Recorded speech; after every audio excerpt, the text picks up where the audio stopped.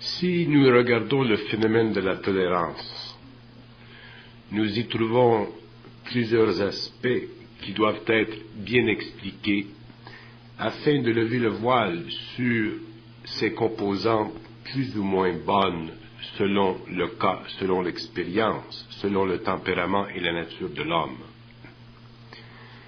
Être tolérant envers l'homme demande que l'on puisse être intelligent de soi-même. Un homme qui est intelligent en lui-même peut être tolérant de l'autre parce qu'il sait, intuitivement, vibratoirement, que l'autre a ses faiblesses. Si l'homme est intelligent en lui-même, il est capable de facilement être tolérant, c'est-à-dire que sa tolérance ne lui enlève rien. Si la tolérance lui enlève quelque chose, il n'est pas tolérant, il est simplement faible. Pour qu'un homme soit tolérant d'une façon créative, il faut qu'il soit fort d'une façon naturelle et intérieure. C'est-à-dire qu'il faut qu'il soit dans son intelligence et dans sa volonté. Si l'homme n'a pas d'intelligence et n'a pas de volonté, sa tolérance ne lui sert à rien.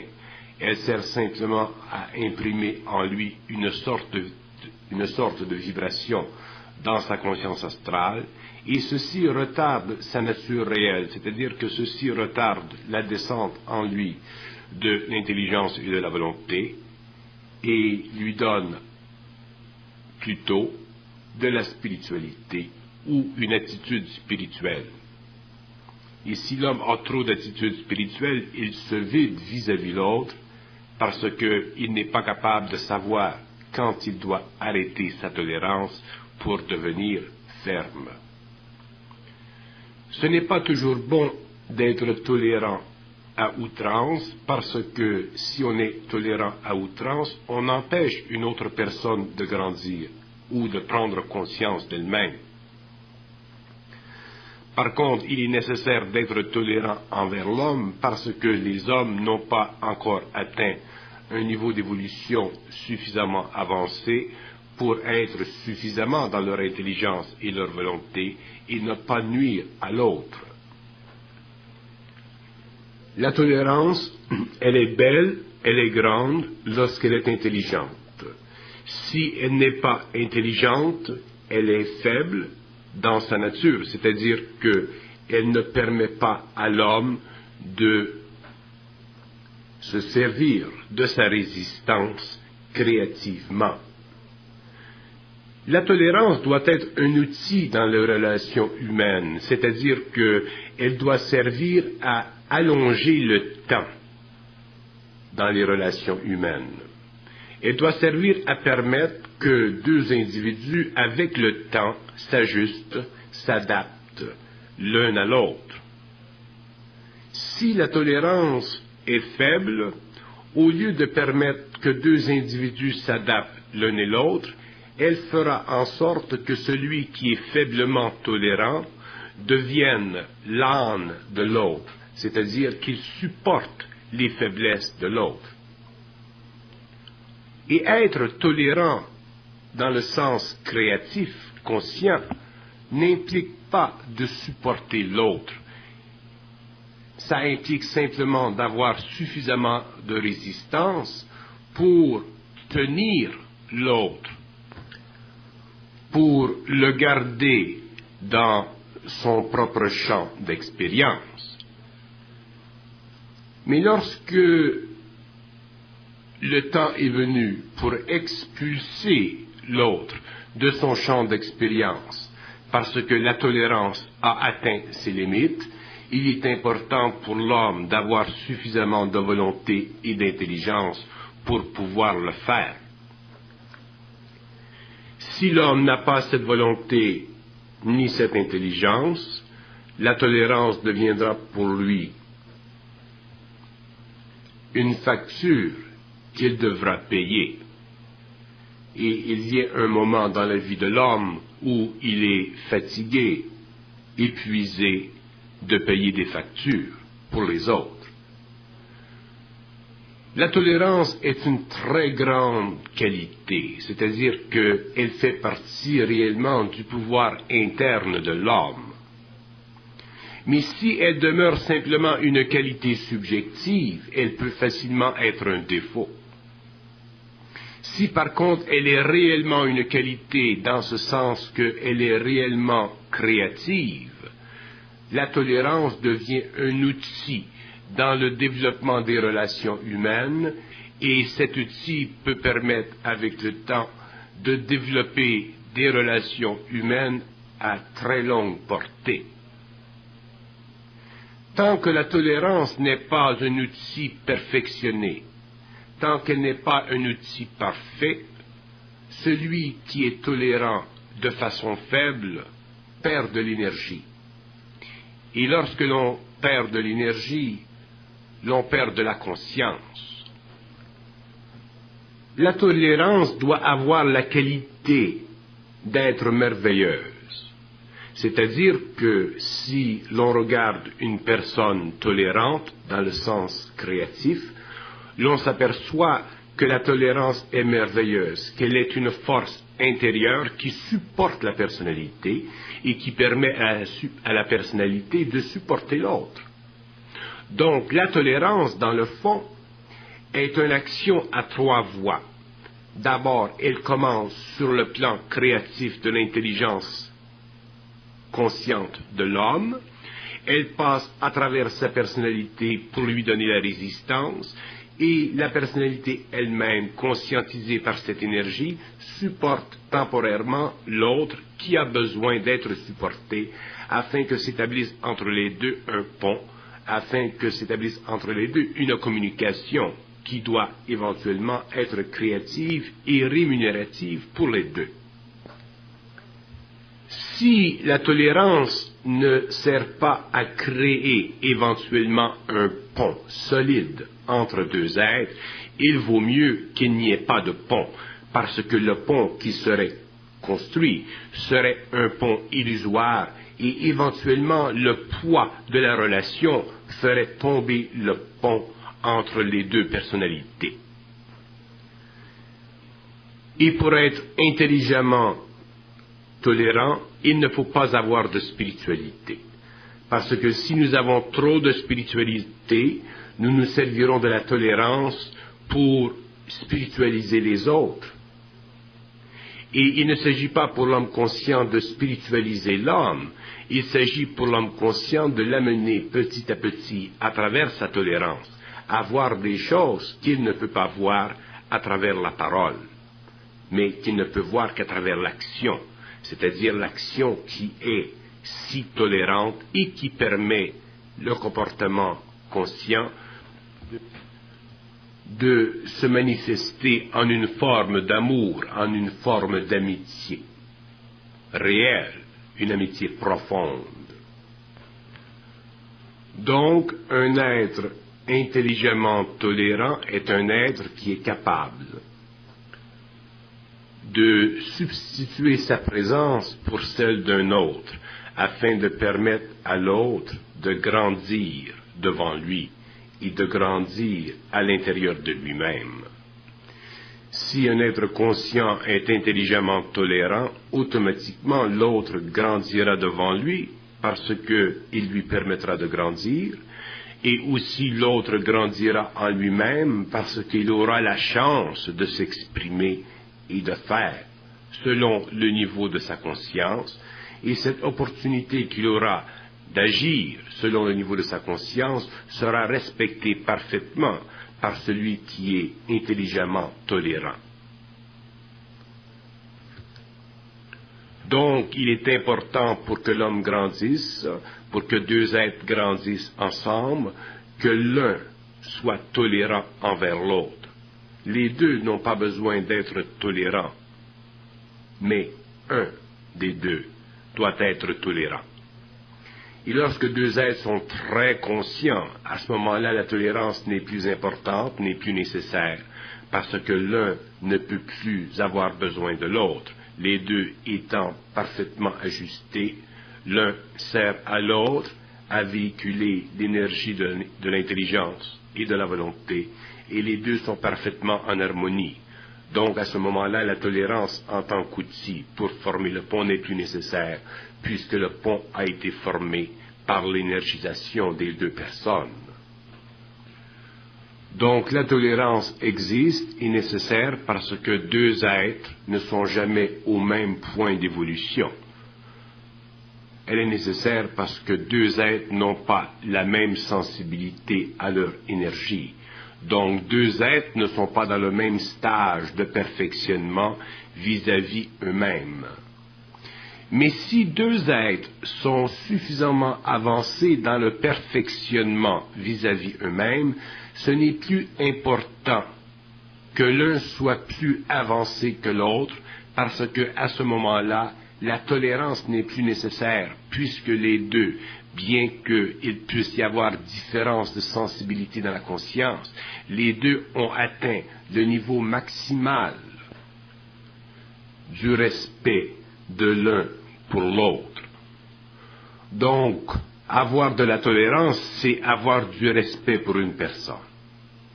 Avoir de la tolérance intelligente, c'est pouvoir respecter intelligemment une autre personne. Avoir une tolérance spirituelle, ce n'est pas respecter une autre personne, c'est avoir l'espoir que cette autre personne nous croit charitables. Il y a une fine ligne de démarcation entre la tolérance intelligente et la tolérance subjective et spirituelle. L'une fait partie de la personnalité, l'autre est le produit de l'activité de l'énergie créative à travers le corps mental et le corps émotionnel de l'homme conscient. Donc l'une est une attitude et l'autre est inévitablement un travail créatif sur soi. Pour que la tolérance soit bien fondée et qu'elle donne ses fruits, il faut que l'être conscient réalise que lorsqu'il est tolérant, il est en même temps patient sur lui-même, patient pour lui-même. Si l'être conscient qui est tolérant ne réalise pas qu'il se fait un travail sur lui, à ce moment-là, il perd de vue la nécessité de la tolérance, et à ce moment-là, il transfère sur l'autre l'aspect subtilement négatif de sa tolérance subjective. Autrement dit, il n'aide pas l'autre, il ne fait que s'assujettir à sa propre faiblesse. En opposition à la tolérance, il y a l'intolérance. Ici, le problème est très différent. L'être intolérant est un être qui ne peut pas faire surgir en lui-même suffisamment de force créative pour neutraliser l'impact qu'a sur sa personne la personnalité d'un autre. Donc, automatiquement, l'être qui est intolérant est un être qui manque de psychologie, c'est-à-dire qui manque d'intelligence, ou qui a un manque dans son intelligence. Avoir un manque dans son intelligence, c'est ne pas pouvoir réaliser qu'on n'est pas le nombril du monde. Donc, l'être intolérant est un être qui a une certaine orgueil, qui a une certaine vanité dans l'esprit. C'est un être qui se prend au sérieux et qui est aveuglé par son ego. Un être intolérant a beaucoup de difficultés dans son rapport avec les hommes, parce qu'il a l'impression que ceux qui sont autour de lui manquent d'intelligence. lorsqu'en fait, ce ne sont pas ceux qui sont autour de lui qui manquent d'intelligence, c'est lui qui est empoisonné par l'impression qu'il a d'être supérieur à eux. Un être intolérant se rendra graduellement malade, parce que le monde autour de lui, surtout le monde de plus en plus excité ou excitable, le fera tellement vibrer qu'il ne pourra plus contenir l'énergie extérieure dans son plexus solaire. Et lorsqu'il ne pourra plus contenir cette énergie, elle se déversera sur ses organes et débalancera l'éther vital de ses organes. L'intolérance est une maladie du cerveau et non une maladie de l'esprit. C'est une maladie du cerveau dans ce sens que l'esprit n'est pas capable de bien faire fonctionner le cerveau. Et lorsque je dis que c'est une maladie, c'est effectivement une maladie. Et il y a des gens qui sont tellement intolérants que leur intolérance devient éventuellement une sorte de rage contre le monde. Et si cette situation va trop loin, il se peut que ces gens, à un certain moment, commettent des actes antisociaux qui peuvent aller jusqu'à la criminalité. Un être intolérant est un être malheureux. Il est malheureux parce qu'il ne peut se faire beaucoup d'amis. Il ne peut supporter beaucoup d'amis. Et il ne peut être supporté par beaucoup d'amis. Parce que dans l'intolérance, il y a un prix à payer. Les hommes ne sont pas fous. Si un être est réellement, évidemment, intolérant, il vient un point où les gens ne sont plus intéressés à être dans son entourage. Donc, il se trouve seul, et sa solitude peut devenir très profonde, très grande, et de là, il peut facilement devenir malheureux. Et souvent, l'être intolérant ne réalise pas qu'il est intolérant, parce qu'il y a en lui des mécanismes subjectifs qui rationalisent son intolérance et qui lui font croire qu'il a raison de l'être parce que ceux qui sont autour de lui ne sont pas suffisamment intelligents. Un être intolérant a beaucoup de difficultés à voir les choses en face. Il a beaucoup de difficultés à comprendre que le monde n'est pas, ou ne doit pas, ou ne peut pas être toujours à sa mesure. Et parce qu'il a cet état d'esprit, il peut facilement se tromper. C'est-à-dire qu'à cause de son intolérance, il prendra pour acquis certaines choses, alors qu'il remettra en question d'autres choses. Et ce sont les choses qu'il aura remis en question, qu'il aura facilement balayées, qui seront en fait les choses les plus près de la réalité. L'être intolérant est un être qui manque d'esprit. C'est un être qui manque d'esprit parce qu'il n'a pas suffisamment d'énergie dans le mental pour contrôler l'aspect émotif de son intelligence. Lorsqu'un être a beaucoup d'esprit, l'énergie émotionnelle qui se verse ou qui affecte son intelligence est contrôlée par son esprit. Nous disons alors qu'il a une certaine maturité, qu'il a un certain équilibre, qu'il n'est pas prisonnier de la polarité de l'émotion et de l'intellect. L'être intolérant est prisonnier de la polarité de son intelligence et de son émotion.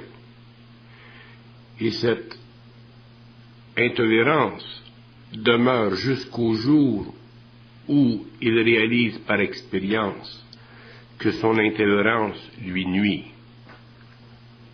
Tant qu'il n'a pas réalisé que son intolérance lui nuit, il ne peut pas prendre contrôle d'elle. C'est pourquoi son état d'être malheureux peut durer très longtemps et ce n'est pas la faute des autres, c'est toujours la sienne. Un être intolérant peut rendre, par exemple, une femme ou un mari ou des enfants extrêmement malheureux dans une famille, parce qu'il trouble constamment les terres. La moindre chose, le moindre mot, la moindre action le rend agressif. Et une telle condition, si elle dure pendant des années, peut marquer l'esprit de ceux qui sont supposés être des êtres chers. L'intolérance est un fait malheureux dans la vie de l'homme, autant dans la vie de l'homme public que dans la vie de l'homme privé. Et elle est tellement répandue dans le monde aujourd'hui que les chances d'une réalisation commune sont de plus en plus réduites au fur et à mesure que le climat social s'aggrave. Sur le plan humain, en ce qui concerne l'homme conscient, il est très important que ce dernier réalise l'importance de ne pas être intolérant. Il est important que l'homme conscient élimine de sa vie cette faiblesse, car avec la force vibratoire qui commence à couler en lui, s'il est intolérant, cette force pourra devenir facilement destructive.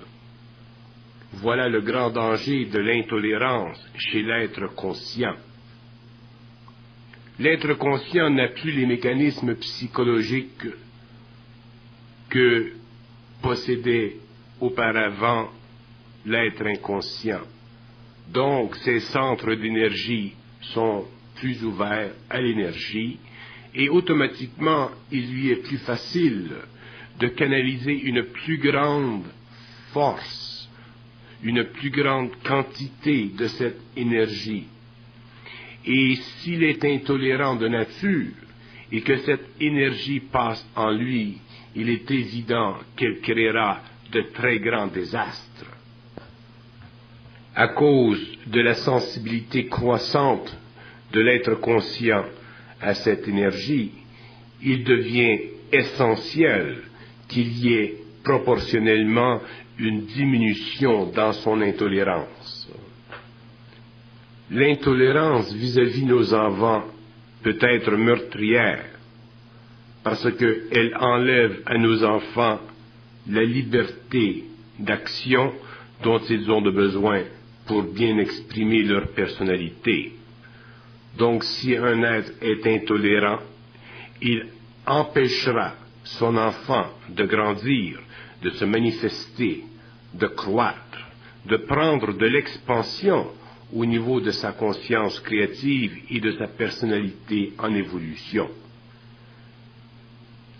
L'intolérance pourra infirmer à jamais le caractère naturel de cet enfant et lui enlever les outils dont il a besoin pour devenir un être créatif, un être bien balancé, un être qui, naturellement, a la capacité de se situer seul et confortablement vis-à-vis le monde s'il est bien éduqué, si on l'élève avec amour et patience. Donc, chez le personnage qui est intolérant, il y a un manque d'amour et il y a un manque de patience. Et l'amour qu'il y a en lui est très souvent un amour qu'il a pour lui-même d'abord, avant de pouvoir l'avoir pour les autres. Donc, l'être intolérant est un être automatiquement égoïste. il y a une relation étroite entre l'égoïsme et l'intolérance. L'intolérance est une faille de la personnalité pour laquelle il n'y a pas d'excuse possible. Il n'y a pas d'excuse possible parce que cette faille ne relève que de soi. Elle ne relève pas des autres, elle n'est pas causée à cause des autres, elle est causée à cause de soi-même. Donc, s'il n'y a pas d'excuse possible pour l'intolérance, il est évident que l'être intolérant ne pourra jamais recevoir de l'extérieur une approbation ou une autre pour son caractère, pour sa façon d'agir.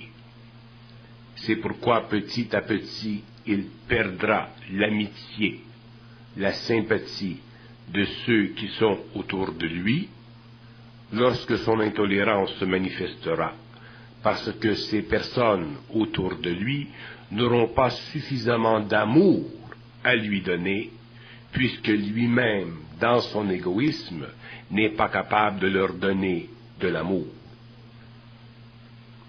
Donc, dans le fond, le type qui est intolérant est un type qui manque d'amour en lui, et ce manque d'amour en lui, ce manque de bienveillance, est le prix qu'il doit payer pour sa vanité et son orgueil. Et comme ces deux aspects font partie de l'être intolérant, il est évident qu'il peut se passer d'amour, donc il peut se passer des autres, mais seulement en apparence, car aucun homme ne peut vivre seul. Si l'intolérance va trop loin, elle deviendra possiblement violente. Si elle ne devient pas violente, elle sera tellement apparente dans son manque de lucidité que ceux qui sont autour de cette personne se verront obligés à un certain moment de prendre contrôle de la situation et d'empêcher que l'être intolérant fasse trop de fracas dans leur vie ou leur impose trop sa volonté. À partir de ce moment, il y aura une réévaluation, un réajustement dans les relations humaines, et c'est là que cet être pourra facilement se trouver seul, assis sur son rocher, et c'est la solitude qui lui fera réaliser son erreur, son manque de patience.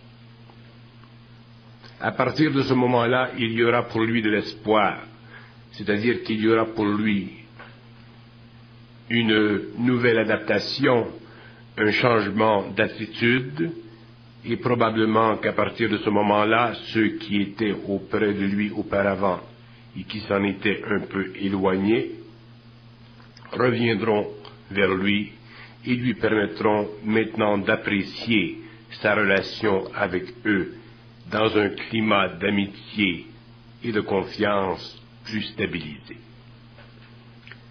L'être intolérant crée autour de lui une sorte d'anxiété dans les terres, une sorte de nervosité dans les terres. Les enfants qui sont plus chétifs développent la crainte. La femme aussi, qui est plus faible sur le plan physique, peut développer de la crainte. Donc, dans la famille, dans le milieu intime, avec le temps, règne une sorte de paix sournoise, une paix qui n'est pas réelle, une paix qui n'est pas excitante, mais une paix qui est étouffante. On ne sait jamais ce qui va se passer, on ne sait jamais ce qui va nous tomber sur la tête, on ne sait jamais quand nous recevrons le pied au cul. Donc, imaginez-vous que pour un enfant, c'est une situation pénible, et il ne faut pas être surpris si les enfants qui naissent dans une ambiance telle grandissent avec de l'insécurité, avec des complexes d'infériorité et une vue d'ensemble de la vie plutôt assombrie. L'être intolérant rencontrera un jour chaussure à son pied, et c'est à partir de ce moment qu'il commencera à diminuer dans sa fausse grandeur et qu'il prendra la grandeur qui lui va bien. L'être intolérant n'aime pas qu'on lui fasse la remarque, n'aime pas qu'on lui fasse la leçon. Il n'aime pas apprendre des autres. Il aime ou préfère plutôt avoir l'impression d'être intelligent de lui-même. Ceci n'est pas mauvais en soi, mais c'est l'attitude qui le motive, qui peut facilement détériorer sa relation avec les hommes. Là où la tolérance qui manque d'intelligence est une faiblesse, l'intolérance est un défaut.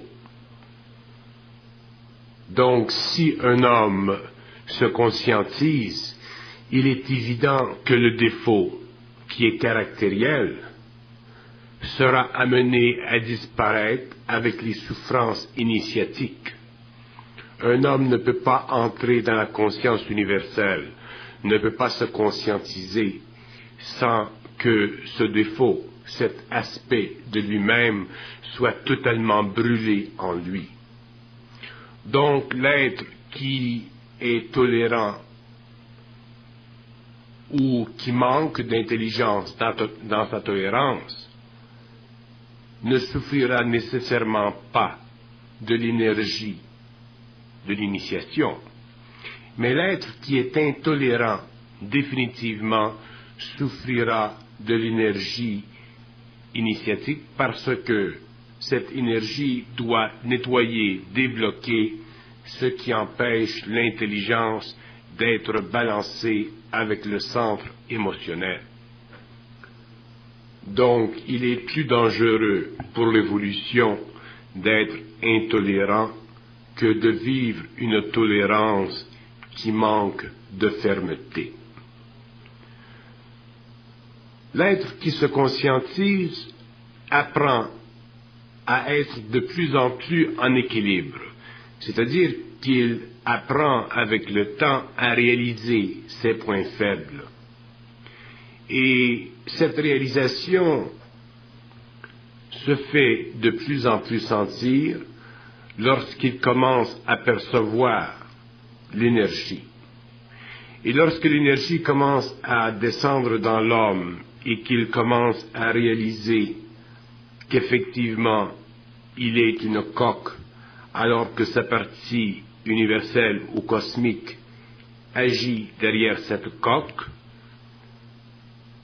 l'intolérance peut devenir un aspect fondamental de sa transformation, dans ce sens que l'intolérance peut devenir un des plans sur lesquels l'énergie doit travailler afin de rendre cet homme plus stable, plus équilibré et plus heureux éventuellement.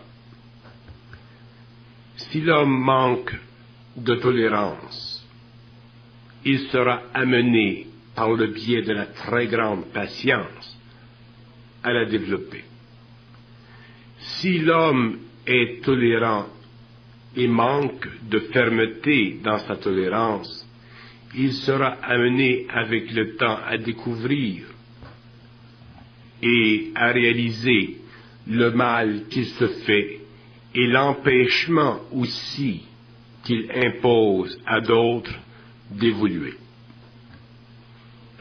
Il serait bon d'expliquer que chez l'être intolérant, on peut toujours remarquer une tête difficile. Et cette tête difficile bien qu'elle puisse être intelligente, sera avec le temps amenée à une sorte de réconciliation avec les hommes. Il faut que l'être intolérant apprenne un jour à pouvoir se réconcilier facilement avec l'homme. Se réconcilier dans ce sens qu'il doit être capable de ne plus perdre contenance lorsque quelque chose semble aller contre lui, contre son grain. Dans l'intolérance, il y a une sorte de vexation facile, trop facile, avec les autres. Et cette vexation, bien qu'elle dénote une certaine sorte d'intelligence, une certaine agilité de l'esprit, ne peut pas être excusée parce que la maturité chez l'homme, ou l'homme mature, doit réaliser que tous les hommes autour de lui ne sont pas tous issus de son moule. L'intolérance grandit avec le temps ou s'ajuste selon l'expérience et les obstacles. Si elle grandit et n'est pas freinée par l'expérience, elle deviendra une source de grande souffrance pour ceux qui en seront victimes. Si elle s'ajuste, le bonheur et la joie de vivre retournera dans le milieu qui autrefois était plutôt enfer que ciel. Ceux qui vivent dans un milieu marqué par l'intolérance ont la responsabilité de lui briser l'échine. Mais ceci ne sera possible que s'ils sont forts intérieurement et sans crainte. L'être intolérant a déjà depuis longtemps conditionné son milieu à la crainte de lui-même. Mais si le milieu un jour se conscientise, cette crainte sera neutralisée et l'intolérance abattue. Il ne faut jamais croire que l'intolérance a raison. Elle ne semble l'avoir qu'en vertu de son pouvoir explosif. Si les êtres qui entourent un intolérant réussissent à centrer leur énergie ensemble, ce dernier perdra de sa fausse autorité et redeviendra chaleureux. L'intolérance soutire à la personnalité sa chaleur humaine et rend l'homme esclave de ses émotions. Il faut comprendre aussi que l'être intolérant a souvent ses raisons de l'être, mais ce n'est pas pour cette raison qu'il faut l'excuser. Car on peut très bien vivre et résoudre les problèmes de la vie sans se servir de cet outil de malheur. L'être conscient se sort éventuellement de cette entrave à l'exercice naturel de sa volonté, mais pour ce, il faut qu'on lui oppose une certaine résistance, car il ne voit pas toujours son intolérance, puisqu'il n'en est pas victime, mais plutôt esclave. Il est assez extraordinaire que l'intolérance ne puisse être éliminée par amour. Ceci démontre jusqu'à quel point elle est innée et enracinée, et qu'il est nécessaire de lui opposer une force pour la détruire. Il faut que l'être intolérant se fasse un jour acculer au mur par ceux qu'il a confondus par le passé, pour que se fracture cette habitude foncièrement égocentrique. Il s'agit simplement que ceux qui ont à l'acculer aient la force de leur souffrance. Il doit y avoir de l'amour véritable entre les êtres, et non un feu sacré qui plane sur leur tête et dont le courroux peut être exécuté chaque fois que l'intolérance brise les barrières du raisonnable. Donc, que ce soit dans le cas de la tolérance faible ou de l'intolérance, le corps émotionnel et le corps mental de l'homme doivent être ajustés au fur et à mesure qu'il se conscientise. La conscience ne peut pas descendre dans l'homme tant que le mental et l'émotif ne sont pas parfaitement ajustés à sa réalité. Et l'être qui est tolérant d'une façon faible doit réaliser que sa tolérance n'est pas créative. Il ne peut pas se permettre de rationaliser son état d'esprit. De même façon, l'être qui est intolérant doit réaliser son état d'esprit et commencer lentement à le contrôler afin d'en arriver un jour à pouvoir bénéficier d'une grande paix autant en lui-même qu'avec son milieu. Ces deux aspects de la réaction émotive et mentale de l'homme à des situations extérieures reflètent chez l'homme qui est intolérant ou trop tolérant un débalancement sur le plan émotionnel. Et lorsque l'homme se conscientise, le mental et l'émotion doivent être parfaitement ajustés, sinon l'énergie qui descend risque de faire exploser, dans le cas de l'homme intolérant, son caractère, ou risque de rendre très malheureux, dans le cas de l'homme trop tolérant, son personnage assujetti à trop de bons et faibles sentiments. La conscience créative est une conscience créative et non simplement une conscience relative à des valeurs psychologiques. Et lorsque cette conscience créative se fait sentir chez l'homme, lorsqu'elle descend dans l'homme, elle élimine petit à petit les obstacles qui, dans le passé de l'homme, étaient considérés comme de grandes vertus ou des attitudes nécessaires.